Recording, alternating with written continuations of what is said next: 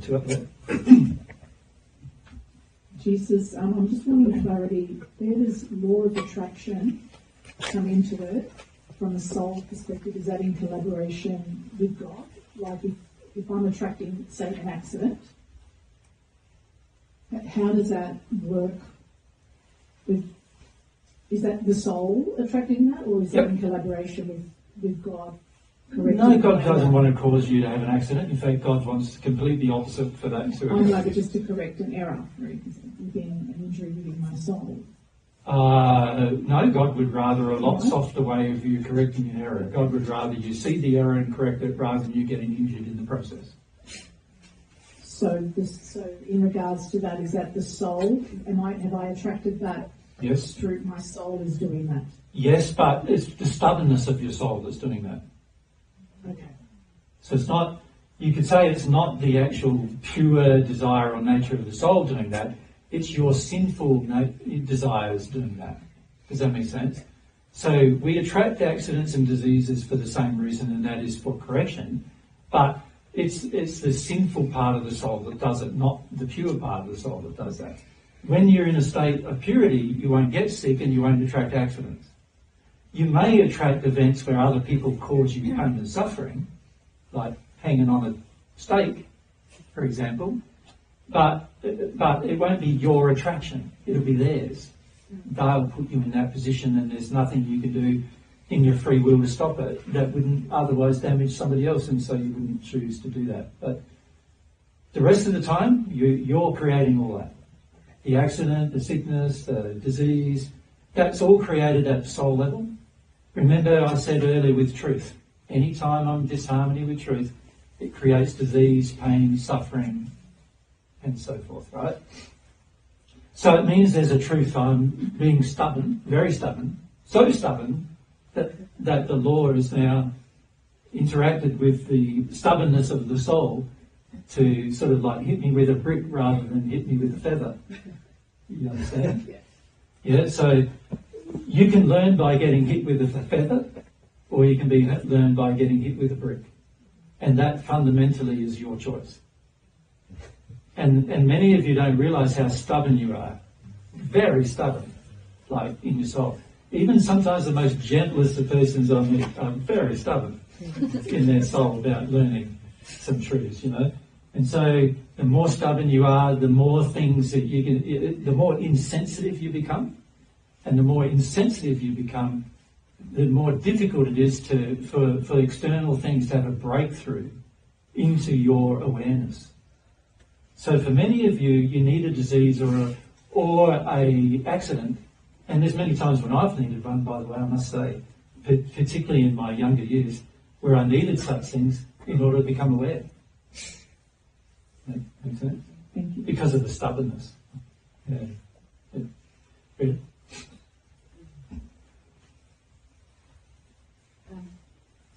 So before you talked about that a very wide education we should seek, and so it's only valuable, a very wide education, as long as we educate the soul, and we educate the soul by allowing it to be triggered, and I am triggered by saying yes when my mind says no, and I say yes, and then I'm likely to get triggered. And yeah. So what's your question, Rita? Correct?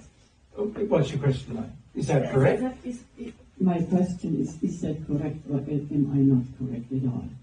Well, no, you're partially correct. If you make a choice to engage things that are being offered to you through events, because there are obviously things that happen in our life that come into our life.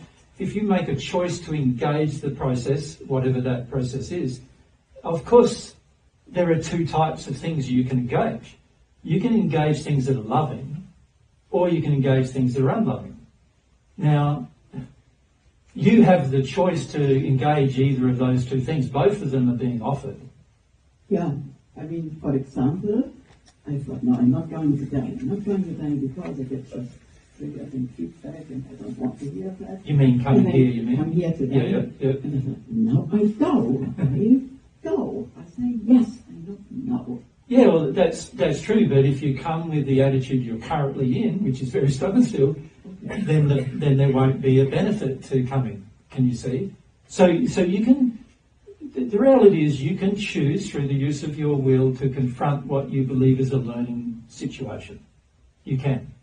What you learn from it is very much going to be dependent upon the attitude in which you come at it and what you're trying to prevent in terms of what you have inside of yourself out of harmony with love and truth versus what you have inside of yourself that is in harmony with love and truth. So what you engage is very much going to be dependent upon the choice you're making at the moment. So it's a good choice to come to a learning event, whatever that learning event is. It's a good choice to go to it.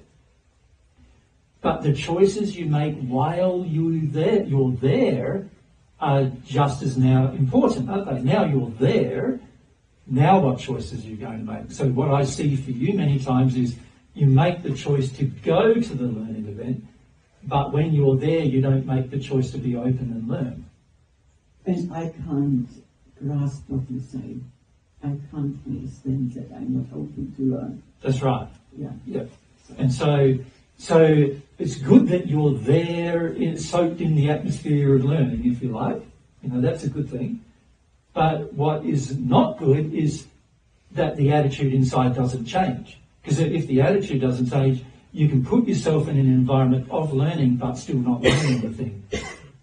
And then coming back to her question, is it then that I attract accidents to get me into emotions or not? Well, the thing about accidents is, remember, it's related to the stubbornness. So it's related to how stubborn we are about learning in an easier manner. So it's the same with disease. We're often very stubborn about learning the little, like the nuances of life. We're very stubborn about learning about love or truth or humility or faith, which are the most important things to learn, but they're also in this world the thing that's less presented to us. And so we become very stubborn about learning about those things. And so what generally happens is the more stubborn we become, the more intense the event we need to attract in order to help us learn, right? So for many people even, they attract the death to help them learn. Because they wouldn't otherwise have learnt it on earth at all, and it's only by passing that they begin to learn it. Right? So many people even go to that extreme where they're prepared to attract the death in order to learn. So the key really comes down to how stubborn I am about the learning process. And that's a lot about our personal arrogance, right? The more arrogant we become, which is more like fixed in our mindset and fixed in it, the arrogance is really a fixed emotional position where I don't want to go through emotions in order to learn. And so how arrogant we are will determine to a great extent how harsh our world around us becomes in order to help us learn. And this is a fundamental function of the soul. So you're right in saying that the law of attraction brings events, right? That is true. It's not your law, by the way, it's God's law, operating perfectly. But it's driven, the law has to respond more firmly, the more firmly you're out of harmony with it. So, and also the more firmly you're out of harmony with the law, it indicates the more firm you are in your stubbornness about accepting the principles of the law. So, and also the more insensitive you've become. So, remember, we talked about the way the soul learns just earlier, and the soul learns through senses. And if I become more insensitive, and particularly emotionally insensitive, then of course I'm going to need a higher stimulus in order to respond. So that's a fundamental principle of the law governing how you learn. Make sense, Peter? So I don't want you to snaffle our whole conversation here, though. Are we asking about the soul? Or are we asking... See, now we're really talking about your emotions. And we had plenty of conversation about that in the past, yes? So I want to focus on the design of the soul, how it works, and understanding some fundamental principles about how it works.